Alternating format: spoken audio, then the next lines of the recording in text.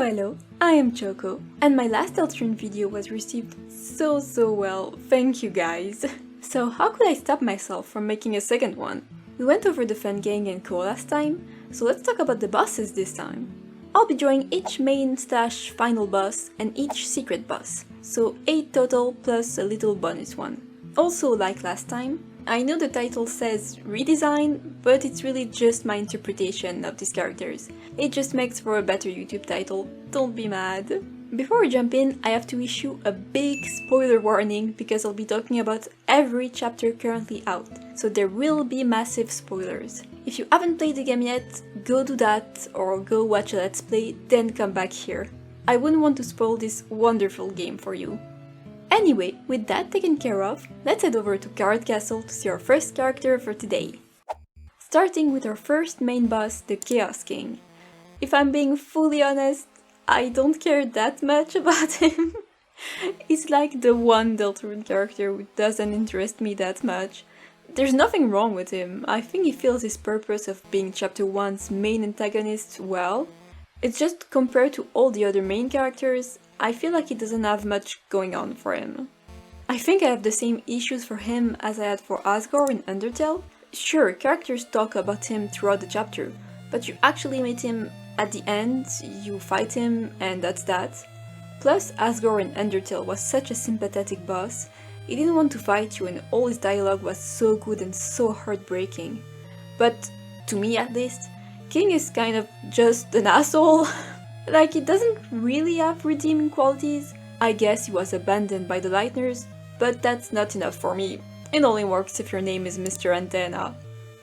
Also, the main reason I don't care that much about him, and actually I even hated him when chapter 1 first released, is how he treated Lancer, my sweet little boy. Like, sure, in chapter 2 he says he was never going to hurt Lancer, and later we see Lancer hanging out with him, but I don't care. Lancer was clearly scared of him during chapter 1.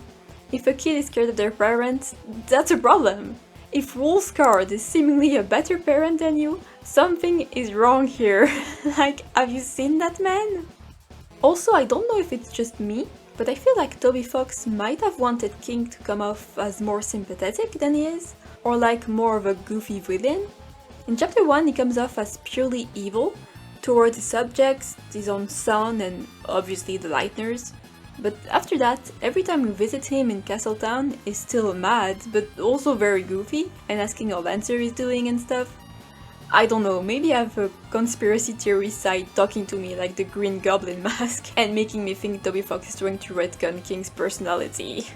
But besides all that, I don't actively dislike King. I used to in 2018, but now I'm just kinda neutral about him. Which makes me sound way more negative when talking about him, because I just adore every other main character in Deltarune. But I really do like his fight. It's not hard at all, but I think his attacks are really cool. I love the way he plays around with the battle box, and his team is such a banger, I love it. I do find his fight silly every time I replay Deltarune, since I always fight Jevil right before fighting King. So in comparison, his fight feels so easy. Sorry dude, it's not your fault Toby made Jevil such a hard boss. His dialogue is also really goofy now that we know he never actually met the knight. So now reading all his dialogue praising the knight and stuff sounds so stupid. Poor guy, he just can't catch a break. But yeah, overall I do think King is a good character, just maybe not the one for me. But that's alright, since Toby Fox has a seemingly infinite reserve of incredible characters. Okay, let's talk about his design now. Surprisingly, I found him pretty difficult to draw. I mean, yeah, I basically never draw him, so that makes sense. But also his design is kind of just Lancer, but bigger. And Lancer is so easy for me to draw, so why is it not the same for King? I think him looking so similar to Lancer was the main issue, because I kept thinking the way I drew him looked more like a grown-up Lancer than King, which honestly makes me more impressed with King's sprites now, because even though you can tell with one glance they're related, they both really feel like their own separate characters. Even just with their dog sprites, it's impossible to mistake them for each other. And yeah, sure, the shading and expressions play a big role, but still. Anyway, the way I drew him is pretty much the same as canon, just adapted to my style. The only real addition is a tiny bit of facial hair. I'm not sure if it's gonna look good to everyone, but when looking at some of his talk sprites, the shading made it look like he had some, so why not make it real? It's a shortcut to make sure his face is distinct enough from Lancer. Other than that, I tried to make his cape look more like the Shadow Mantle, or look more like Aram or whatever you want to call this little freak. I'm still not sure if his cape is supposed to be the Shadow Mantle. I think it makes sense, but I don't see that many people talking about it, so yeah. I also added a little angel clasp from the Deltarune to hold the cape. Why not, you know? On his sprites you can see a black part coming out of his boots, but not on his gloves, so I just decided to add it to both his boots and gloves. Makes it a bit more coherent, I think. But overall, it's pretty faithful to the sprites. I just added lines to the chain part of his weapon to make it look more like, well, chain. But that's all I have for King. Let's move on to his old jester. Deltarune's first secret boss, it's Jevil! Ooh, I love Jevil. What a good introduction to the concept of secret bosses in Deltarune. Do I wish there was more build-up to his boss like Spamton has? Sure, but he's a silly little jester, so of course I love him. His boss is so fun, and to me, a perfect difficulty for a secret boss.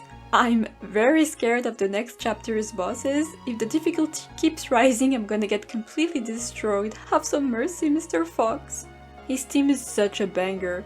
It's been overshadowed now by all the incredible teams we've gotten, but the world revolving is still so good. Plus, it gave us the freedom motif, so I can only praise it for that.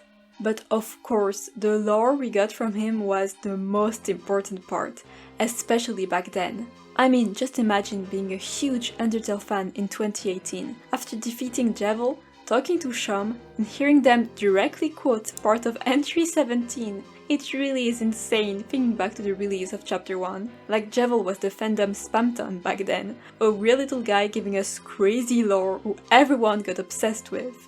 I mean, you can't rival with Spamton's popularity, but Jevil was going strong back then. Thanks to his dialogue, we even got to speculate on Queen, which is so fun looking back because the way he described her made her sound so menacing, which, yeah, even ruler and stuff, but she ended up being so goofy.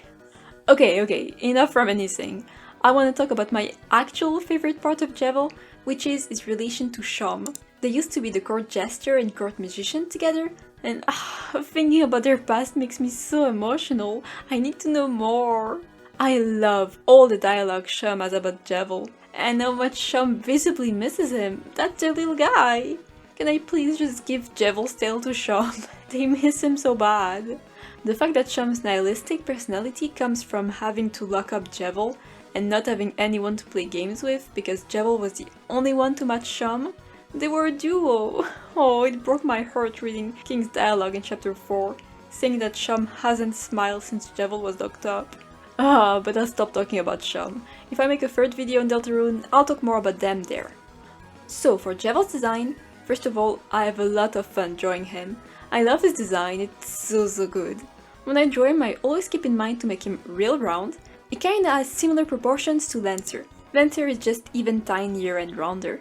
So everything in his design is drawn, so he keeps a really round silhouette. Not just his body shape, but his clothes too. I think it's also a nice contrast to his character, since round shapes are usually associated with nice and cute characters, but Jevil is aggressive and, well, completely insane. But he's also a jester, meant to entertain people, so I think round shapes really fits him. But yeah, like I said, I use his clothes to accentuate the roundness. I make his jester hat bigger than normally is. He has big poofy sleeves and big poofy pants. Well, I suppose they're shorts actually, but yeah, round all around. Even his mittens give him round hands. For my own little additions, as you probably noticed, I gave him little horns. I think it's super cute and something I see a lot of artists do. Plus it just fits him. He's a little devil after all. Also, you could technically choose to interpret those two little pixels on his sprite as horns. I mean, they're definitely just meant to be shading, but it's fun to interpret sprites in different ways. To add a bit more interest to his outfit, and also because it really fits a jester character, I added blue stripes to the black bits of his hat and his shirt. I also think it would look really good animated. I imagine it'd be just a texture overlay, so the stripes wouldn't move with him, they'd be static. I love that kind of stuff. It can look weird, but for chaotic characters like him, it's really fitting. I also draw his little neck frills as Elizabethan neck ruffles or whatever you call this. I know people draw this part of his design a bunch of different ways, but I've always liked to draw it like this. Oh, and for his cape, I decided to add bells to the end. It's just a cute little detail. It also adds more of that yellow down in his design, so I think it balances out the colors a bit. For his shoes, I draw them like classic jester shoes, but with the swoop up at the end of them. His sprite looks more like he has big clown shoes, but I just like the jester shoes better. And for his pose, I used his tail as a sort of perch for him. There was an artist on Tumblr who always drew him like this back in the early days of Deltarune. I have no clue if they still do Deltarune fan art, but that little detail has always stuck in my mind for Jevil. I'm really happy with how I drew him, I think he's so cute. The only issue I have is actually just that. He looks a bit too young with how I draw him, especially when you know he's an old man. I mean, he had one fight and went to sleep for 100 years. The only thing to wake him up is gambling with Susie, what a real one. Anyway, Jevil's all done, let's start chapter 2 now. Queen! Aka one of the, if not the funniest character Toby Fox has ever created. She's so good. Every line from her is gold. Before chapter 3 and 4's release, I always had one fear, and it's that Toby wouldn't be able to surpass her, and we wouldn't have another antagonist as good as her. And we got Tenna, so no worries there, but I still think she's the funniest character in all of Deltarune. Chapter 3 rules did make me cry laugh at basically every interaction, but I think Queen still comes out on top from sheer quantity of amazing jokes. But other than how hilarious she is, I also love pretty much everything about her. Her personality is so great. I love that she's still an evil ruler, but doesn't hate the Lightners like King does. She genuinely wants to make them happy. She also straight up didn't know that the fountain could cause serious problems. So can't blame her for that. Her relationship with Noelle is so good. We got to see how Noelle's relationship with her mother plays out before ever seeing Carol. I still think that's so smart. I also really like the universal mom theory. The theory basically is that Queen isn't just a parallel to Noelle's mom, but to all the Lightners' moms. She jokes around with Chris, but doesn't notice or bother to help them with their issues. Just how Toriel is currently acting around Chris. By the way, this isn't me saying Toriel is an awful mother. I still think she's a good mom, but she has her own issues just like everyone else. But anyway, Queen is also acting towards Burley the same way his parents probably act. Burley seems to be ignored and forgotten by everyone in hometown. His parents aren't even there when he's in the hospital during the Snowgrave Road, so that matches very well. Same thing for Walsey, he's completely ignored by Queen, and if he was created by someone, clearly that person abandoned him. And Susie is also pushed to the side by Queen, which must be what is happening with her parents or with whoever is taking care of her. When you take what we know of her past in mind, and the fact that she doesn't call anyone when staying over at Chris's house. Obviously that's not all there is to Queen's character, but I find that theory pretty compelling. It's also pretty funny how, even though Queen is awful towards Noelle at times, I mean she straight up crucified her, but she's still nicer than Noelle's real mom. I mean, I don't think that Carol is more cruel or is worse than Queen. I don't think she's physically abusive, for example. But at least you can joke around with Queen. When she's not doing the whole evil ruler act, she's pretty chill. I doubt you can say the same about Carol. Even Rudy has talked multiple times about how strict Carol can be. Okay, enough about Carol. All that to say, I really love how Queen manages to be an extremely goofy character, but also a great and menacing antagonist when she needs to be. During the truce part of the chapter, you almost forget she's the antagonist with how much she jokes around with Chris, but once you reach the palace, you remember that it was just a truce. She didn't just forget that she was meant to kidnap and assimilate you. She just manages to be chill when she wants to, and an actual villain when she needs to be. A perfect antagonist for an incredible chapter, she's just that good. Let's talk about her design now. I really wanted to focus on sharp shapes for her. Design-wise, she's kinda the opposite of Jevil. He's short and round, and she's tall and sharp. Her shoulder pads are extra pointy, her head shape is real long, and I made her visors/eyes extra long and sharp. It comes off her head, so it does look like sunglasses, but it's still supposed to be part of her head. I just really wanted to exaggerate how sharp it is. Same for her eyelashes. But in the same way, her elbows and knees are also sharp, as well as her fingers, and of course her heels are extra sharp. I had fun with her boots and gloves. I saw a design of Queen like this, with extra big boots and gloves with big folds in them, and I find that really fun to draw, so I added it to my Queen design. I gave her a little beauty mark. She has one sometimes in her dog sprites. I saw someone once call it her dead pixel that sometimes show up, and I find that so funny. She can keep it. I added blue stripes down her legs. I thought it fits with the whole cyber aesthetic, but I'm not 100% sure it looks good, so we'll see if I keep it next time I draw her. My other additions are the coattails. I think it fits her design and adds a little something more, but at the same time I feel it's maybe too old-fashioned for her, so once again not really sure if I'll keep it. For a black top, or whatever you want to call this, I settled on this version, but I like to draw with a leotard too sometimes. It fits and she really looks like she's wearing one in some sprites, like her sitting pose and especially her running animation. It's Queen Schrodinger's clothes. I kept the shading real sharp and bright. It's simple, but I think it looks really good, especially on the bright blue part of her design. That turned out really well. And I also kept her two-tone lips. Those look so good, and it is once again something that sometimes in her sprite and sometimes isn't. Classic Deltarune designs. Okay, and one final thing to add, I kept forgetting to draw a white color. It does feel weird when she doesn't have it, but at the same time it always feels awkward for me to draw. It always kinda clashes with her head in a weird way, but I get why it's in her design. It really adds to the regal queen look she has. But we're done with the lovely amazing queen, so let's talk about the little trash man now. Where to even start with Spamton G. Spamton? What a peculiar little freak. I think in the same way that Queen was such a perfect antagonist and improvement on the previous antagonist, sorry King, Spamton is a perfect secret boss. No shade to Jevil, I love him so much. But Spamton has a lot more screen time and story, he's even a shopkeeper, and I also simply find his boss fight more fun. Oh, and yes, he even has 2 whole fights, one that's mandatory to the chapter. His popularity didn't come out of nowhere, you know. Speaking of popularity, I find it so funny that a lot of people, including myself, were thinking that Spamton was gonna get replaced with a new super popular character after chapter 3 or 4, but nope, Spamton's still here and popular as ever. He's somehow as plot relevant or even more plot relevant in chapter 3 than he was in chapter 2, you just can't escape him. Jevil fans have it so hard. Spamton kept popping up everywhere in chapter 3, and even had some references to him in chapter 4, but Jevil had nothing except the one Susie act during Tenna's fight. I can understand the fans being a bit salty, but at the same time, he did say he was going back to sleep. It does make sense that he wouldn't be paying attention to what's going on compared to Spamton. I'm so happy we got confirmation that the secret bosses can just turn back into their real form at any time. That's really good. But anyway, lately people have been weird about Spamton, but even with all the horrible stuff he did, he's still a sympathetic villain. I think people forget that Toby Fox doesn't really write irredeemable characters unless they're literally a force of darkness like the Titans.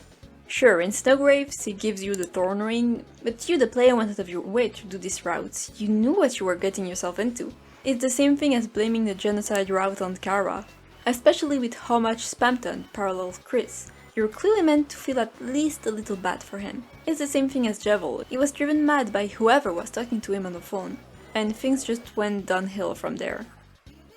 Also, I just really think he's sincere at the end of the Spamton Neo fight, saying he's gonna live for himself and his friends. Maybe I'm just biased towards the magic of friendship stories, but I mean, once the fight is over it does help you in the form of armor.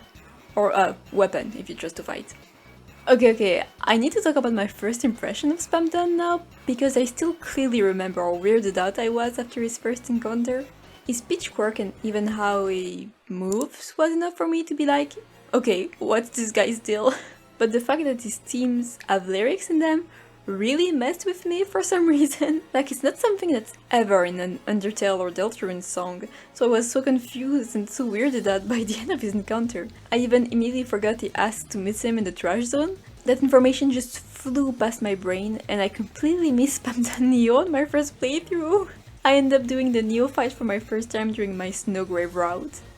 It's funny how weirded out I was by his regular encounter, since the Neo fight is where the real creepiness is happening. I really love how unsettling Toby Fox managed to make him. I especially love Dial Tone.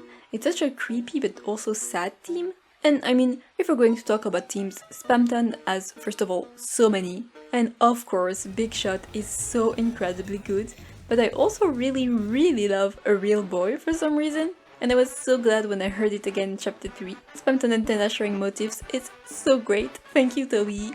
I'm gonna endlessly ramble about him if we keep going, so let's start talking design. Obviously for this one I need to draw at least 2 designs. I could have done Addison Spamton in his Big Shot era, but I still needed to limit myself. Sorry for not doing Giga Queen, by the way, please don't yell at me. But yeah, we have regular little weirdo Spamton and Spamton Neo.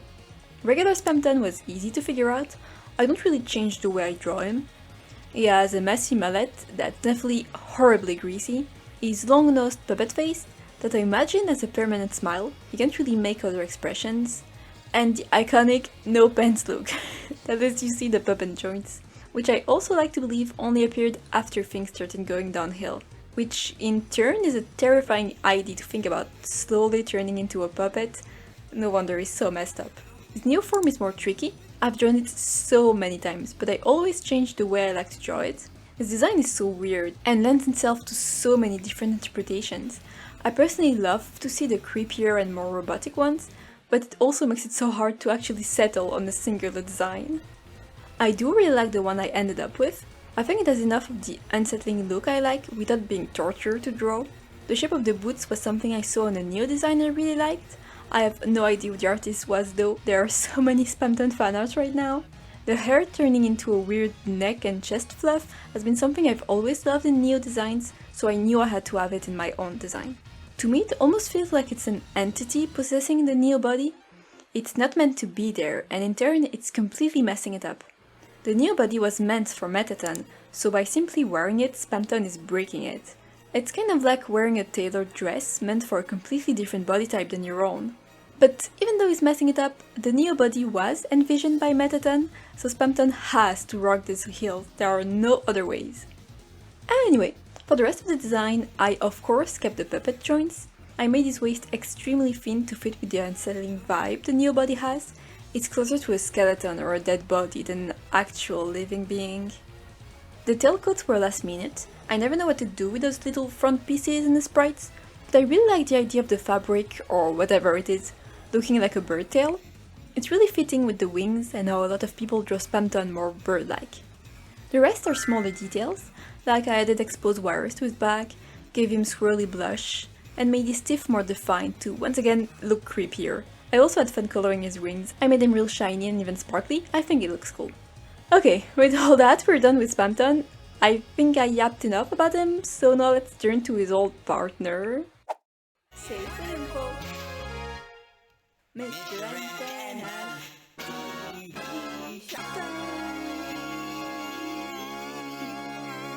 Like the entire community, I've been completely obsessed with Tenna since chapter 3 and 4's release. My love for him is amplified by the fact that I had my own version of Tenna I got really attached to right before the chapters came out. And before the release I was like, man, I'm gonna be sad if Tenna turns out completely different from what I have in my head. And guess what? His personality was a perfect match with what I wanted him to be. He can be a bit too much and is really insistent on playing his games, but he also really cares about Chris and is just lonely and just wants people to pay attention to him again. A lot of people thought Tenna was gonna be this big, genuinely evil protagonist, and seeing people's interpretation was really cool, don't get me wrong, but I'm so glad that isn't Tenna at all. I love the one we ended up with so much. Side note, but it's so funny looking back that the whole reason people thought Tenna was gonna be evil is because of Spamton's dialogue. Like, guys, why did you believe the scammer's words? Obviously he's bullshitting pretty much everything. Oh, and Spamton. Toby Fox really dropped a bomb in the community by establishing their old partnership. I think Tenna would have been popular either way, but he really skyrocketed in terms of popularity by being heavily associated with that little trash guy we all love. Looking back on some of Spamton's Tenna-related dialogue or parts of the sweepstakes, it's so funny now. The Tenna ran that stinkt in the engagement rings. Okay, this part is about Tenna. Get that little mailman out of here. Alright, that's better. Anyway, I know I said I was already biased towards Tenna, but I really was sold on this character frame 1. Seeing him interrupt Susie and Rawls' moment and immediately playing his intro tape, that was so good. I still can't believe we got a whole voice acted and animated commercial for Tenna in-game. I love how Tenna can hold a note at the end of it, so he's training his voice. I may be a bit insane about him. I was watching back my recording of chapter 3 and I kept going, "Aww," at everything Tenna does. I was so excited to see him, okay? I also thought it was really cute that he sits on the couch with Chris, Susie and Rosie while they're playing his game. Please don't make fun of me. Oh my god, and that part where all his employees are leaving him and the fun gang is hiding from him, that was so sad. I kept yelling at my screen, "Guys, go talk to him, I'm begging you, he's breaking my heart." I knew I was being very forceful with them, but come on, look at him. But chapter 3 on release was wild. There were so many parts that didn't even feel real. Every time Tenna was on screen felt unreal, but my first big moment of thinking, this doesn't feel real, is the first time either Rosie or Susie addressed him as Mr. Tenna. For some reason, that was the moment where I thought, damn, Tenna is a real, actual character now. But I loved chapter 3, especially Tenna's game show. I was so sad when I finished both chapters and saw people who thought that part was annoying. It was so fun! And learning that Toby Fox had 3 rounds planned but thought it would be too long. No, please, Toby, release the 3rd round, I wanna play it so bad, please! And his boss fight is so much fun. Adding the minigames to his actual fight was so clever. And it's so WarioWare-like, especially when it starts quickly switching between games.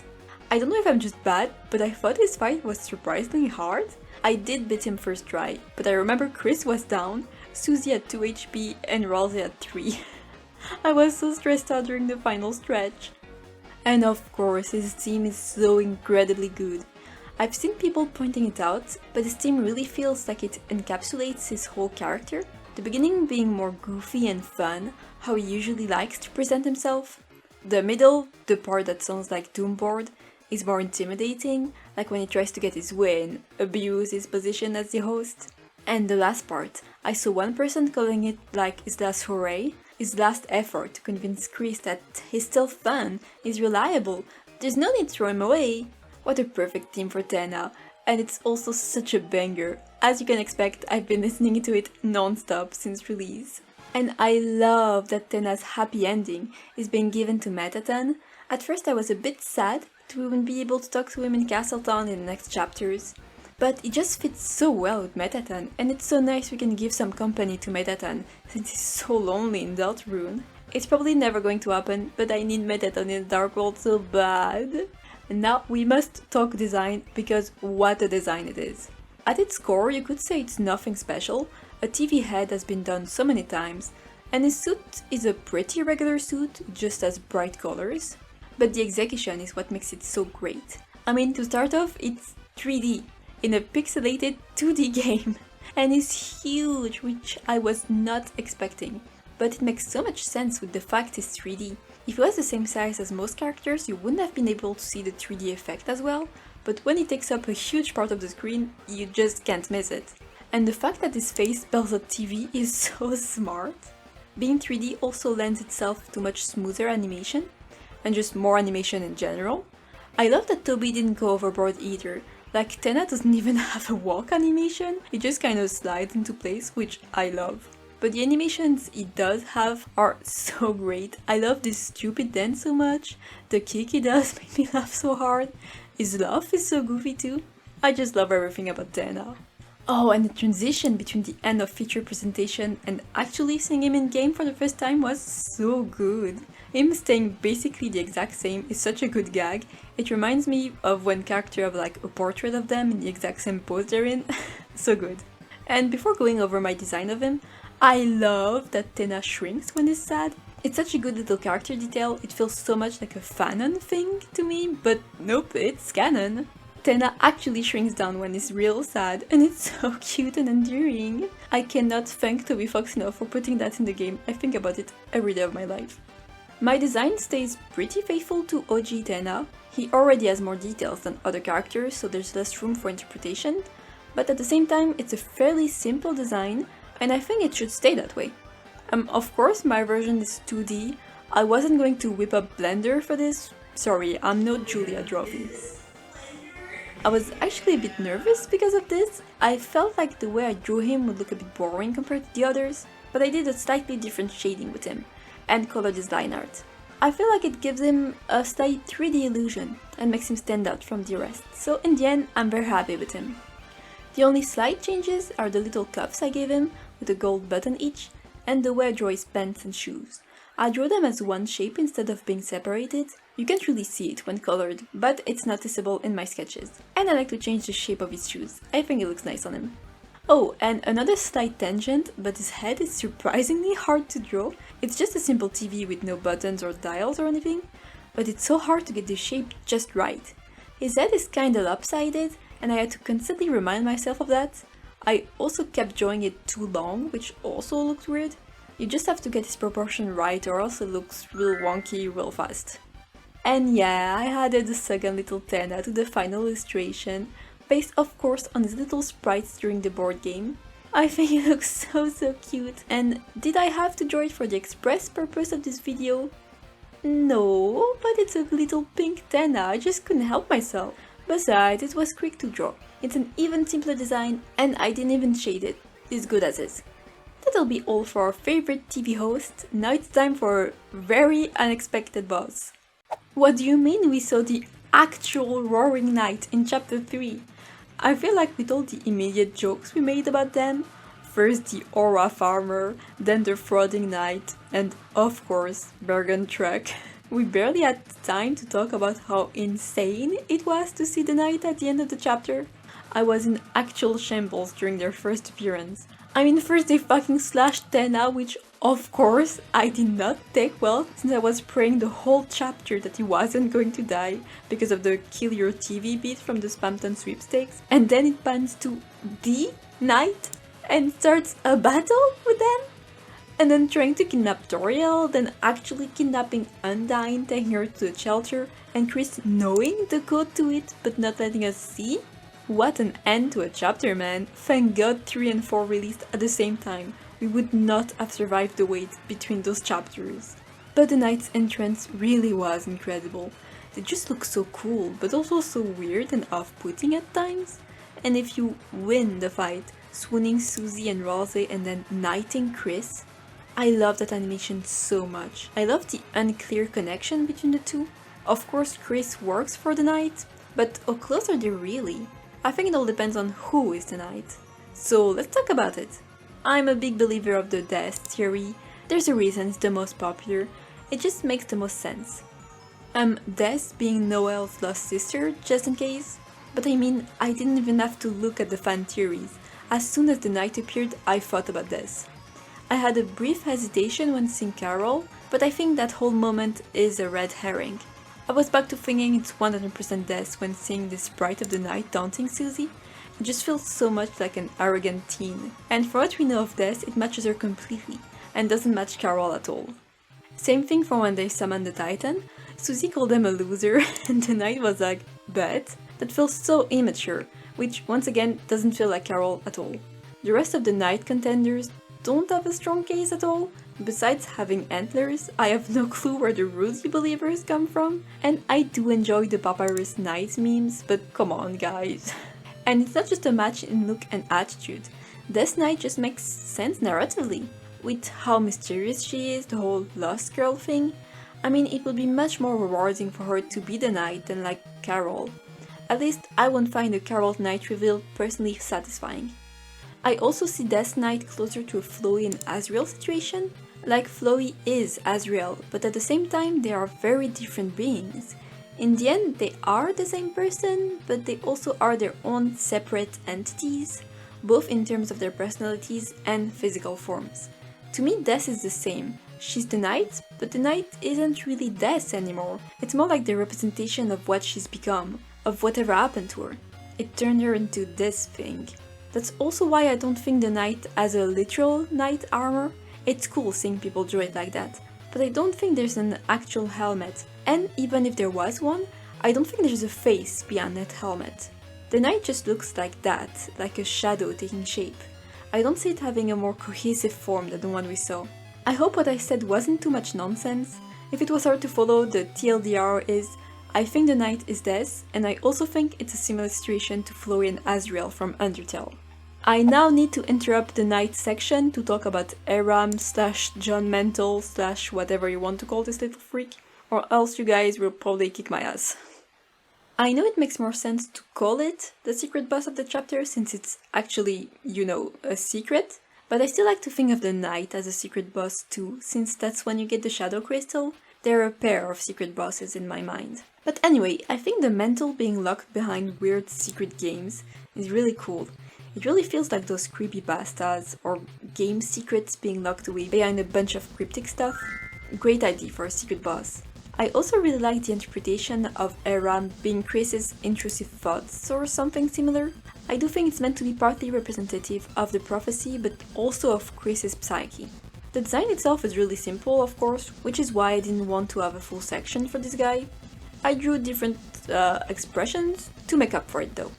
So, let's finally go over the knight's design now. It's once again a design that is fairly simple in appearance, but the execution is what makes it look so good. The monochrome look makes it feel otherworldly and makes it easy to twist the design into other shapes. Especially in those two sprites, it looks completely different from the normal design, but it's still obviously the knight. It also allows for this weird visor that's sometime an eye, sometime a mouth. That's why I called the knight a shadow earlier. It can seemingly morph itself into whatever it wants. For my take on the design, I wanted it to have all these sharp shapes. It feels like something dangerous that you shouldn't approach. I experimented with how I wanted to color it. I wanted it to look different from the others, like it didn't belong in the same dimension. I ended up with a scratchy cross-hatching look, which I really like. It gives off an unstable look to it, like it's struggling to hold its form. I used the cross-hatching to give a ribcage look to the torso. It's something I really liked from these sprites, so I wanted it to be a permanent feature in my design. I made the hilt of the sword look like a baseball bat, since it actually does look like that when the knight is summoning it, and of course because I'm a big death believer. But that's all for the knight. I was a bit intimidated by how to tackle this design, and it's a different style to what I'm used to, so I understand if it's not something everyone will like, but I'm pretty happy with how it turned out. Now onto our final pair of main and secret boss. So the Titan was a challenge to figure out. I mean, it's not even really a character, it's a force of darkness. It doesn't have a personality and needs and wants. It also isn't the main boss like the rest of the chapters, but it is the final boss of the chapter and a very important one on that. So it would have felt weird to not include it. Another struggle while drawing it is it doesn't have a full body design, with its head, shoulders, an arm and a bunch of eyes, so what do I do with that? You'll see later on, but I decided on an illustration instead of the usual character ref, or whatever you want to call what I usually do. I figured it would be more fitting for the Titan.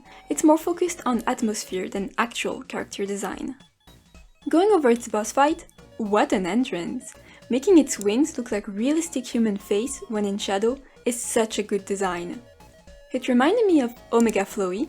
Seeing realistic faces in such a stylized game is so creepy. It works really well for a boss like this.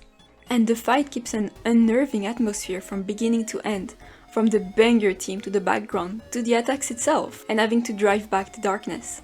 It's a single line of dialogue, but I think having Susie say "our hands are shaking when the Titan appears" also helped with the creepiness. Knowing the characters are scared too, and take the situation very seriously, is a great way for the player to feel immersed in the scene. Also, way more goofy, but having Jackenstein's fight basically be a tutorial for the Titan's mechanic was so smart. You immediately know what you have to do once you see the TP gain reduced. Which also ups the stakes, because TP was reduced during Jack's fight because it was a pitch black room. During the Titan's fight we can clearly see what's around us, but the mere presence of the Titan is what causes this. Again, a perfect way to show how powerful the enemy you're fighting is. And what an incredible end to a fight too. I always love scenes where everything seems lost, but then one character comes in at the very last second and saves the day. It's maybe a cliché, but when it's done well it can be so hype, and it is of course done well here. Gerson Boom the GOAT! I'll go over him very soon, so I won't talk more about him here, but a great way to use an amazing character. And then the cutscene, Susie jumping in with Chris and using the soul to drive back the Titan.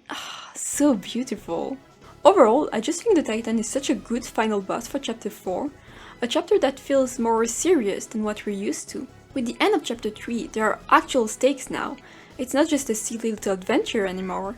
It does make me think of what's in store for the next chapters. There are still 3 more to go, and we already had a chapter ending with a fight against the Roaring Knight, and one ending with a fight against an actual Titan. Honestly, it kinda makes me scared to see the rest. What's gonna happen to our little guys? It also makes me scared for the next boss's difficulty, because I'm getting my ass kicked with these guys. I thought the Titan was hard for a non-secret boss, and we have 3 more chapters to go through. How difficult are these guys gonna be? I'm getting scared over here. Going back to my illustration, I made it half body so I could draw those cool hands we see in the Titan summoning cutscene. One of the reasons I also made it an illustration is to be able to see the scale of the Titan. So I placed the main trio in front of it and made them teeny tiny in comparison. I kept the same texture I used for the Knight. I just thought it made sense. The Knight summoned it and they both have a similar black and white design. It fits. I also think those white lines on the Titan makes it look like tree bark slightly, and the scratchy hatching matches with that look. I added eyes where I saw fit, added one more horn for balance, and gave it one more set of wings to fill the screen. It probably has even more wings in canon anyway, they're just off screen. I don't have much else to say. It's pretty much what we see during the fight, but expanded. I don't feel like we know enough about Titans to make assumptions. At least I didn't want to for this video. But I hope you like my take on it anyway. Let's finally go over our last character now. Last but certainly not least, it's the old man, aka Gerson Boom, our only secret boss so far, who doesn't try to kill us and is just a really kind and cool guy. If there was one moment in Deltarune that needed context from Undertale, it's when Gerson first appeared. I was so excited and confused when I first saw him. And I am so glad that he's the first Undertale character to play a major role in the Dark World. Sure, he was a minor character in Undertale, but he has so much interesting lore to him. Getting to see more of him in Deltarune and seeing what he would have looked like in his glory days is so cool, and such a little love letter to Undertale fans. I'm so glad everyone was hyping him up after playing Chapter 4, he's such a good character. It's such a good character introduction too. When he first pops out from the shadow, as an Undertale fan you'll immediately recognize him. But as soon as you recognize him, you'll probably be thinking, wait, isn't he supposed to be dead here? It's immediately set up as a goofy, recognizable character, but also as a very mysterious one. What even is he? How is he alive? Learning what he actually is, it just makes you wonder if Toby Fox explicitly showed us that the Lightner can be revived in a way through the Dark World. Is this gonna be relevant for other characters? I don't think that's the case for Des, since if she is indeed the Knight, she can easily travel through different Dark Worlds and through the Light World, so that's not possible. But haven't we got a character who's in a possibly critical condition? I've seen a lot of people talk about Rudy for this situation. I really don't want him to die, but at the same time, I would love to have him in the Dark World. Let's not think too hard about all this and go back to the funny turtle. I briefly mentioned Susie and Gerson's friendship in my last video, but it's time to talk about it for real this time. What a perfect mentor for Susie. I love how he uses his own goofiness and his age to basically trick Susie into learning new things. He's such a good teacher that she doesn't even realize she's being taught. I really love the dialogue where Susie tells him it's the first time she's learning something without feeling dumb, because she isn't dumb, and kids who have trouble learning aren't dumb either, they just need a different way of being taught. It's also crazy how Jackenstein works once again as a tutorial for the Titan. When Gerson showed Susie how to heal them correctly, he was also showing her how to defeat the Titan later on, by attacking it at its core instead of its shell. And during the Titan fight itself, he was once again letting Susie figure out the solution herself, by simply nudging her along by saying, "Then you know what to do," which of course leads to the glorious Susie's idea. And obviously, we need to talk about Gerson's fight. First of all, what an amazing way to show us how Gerson would have been during the war in Undertale. And the team, what a banger! And of course his team is connected to Undyne, since he was her mentor in Undertale. It recontextualizes a bunch of her dialogue in such a cool way. She takes after him. Love that Gerson is so chill, he would have given Susie the Shadow Crystal and Axe without having been beaten. What a cool guy. But the thing I adore the most about Gerson is his whole thing about going against destiny, forging your own path, which obviously fits Deltarune so well. The fight against Gerson feels so much like a protagonist versus their mentor. Susie is all it takes to be a protagonist, yet she isn't, for the simple fact that we don't control her. Chris is the protag, but doesn't have all these protag moments like Susie does, because unlike her, Chris cannot pick their own path, they're stuck with us. I do wonder what was going on in Chris's head while they were watching the fight. But besides all that, if I'm being honest, the fight makes me a bit emotional. The whole choosing your own path in a game that is supposed to have one predestined ending, where a prophecy foretold every single action our characters are supposed to take. It's such a beautiful message, not just for Deltarune, but just in general as well. Gerson is a character that is written with so much love. You can tell how much fun Toby Fox had writing him, but also how sincere he could get. It's no wonder everyone immediately starting hyping Gerson up. He's such a lovable character. I know it would be really weird, but I'm so sad we can't bring Gerson to Castletown. The thought that Susie will probably never talk to him again makes me cry. That's her grandpa. Okay, design time now. His regular look is such a nice balance between an old, kooky, renowned author and a nice, friendly grandpa. His outfit feels so cozy. I really like the colors too. The neutral brown contrasts really well with the bright green and pink. It's a bit sad we don't have a dog sprite for him, but I get it. We needed to keep up the mystery of whether it's a lightener or a darkener. Lighteners have black and white dog sprites, and darkeners have colored ones, by the way. There aren't any excuse for the lack of shopkeeper sprites though. Toby Fox! Where are the shopkeeper sprites in the new chapters? But my version is pretty faithful to the original. The clothes are pretty loose to be comfy, and I added darker H spots all over his skin. I kept forgetting to draw his goatee for some reason, even though he looks weird without it. His armor design is so cool. Obviously his long ponytail is my favorite part, it feels so anime. My favorite bit of the actual armor though is his spiky armored shell. It's such a cool design.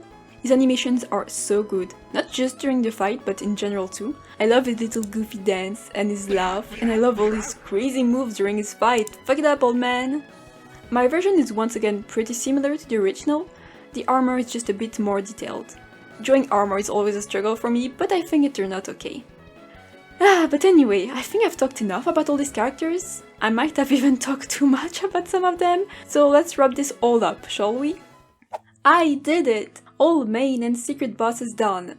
Well, for now, I guess. I'll have to do a part 2 once every chapter is out, but that'll take some time.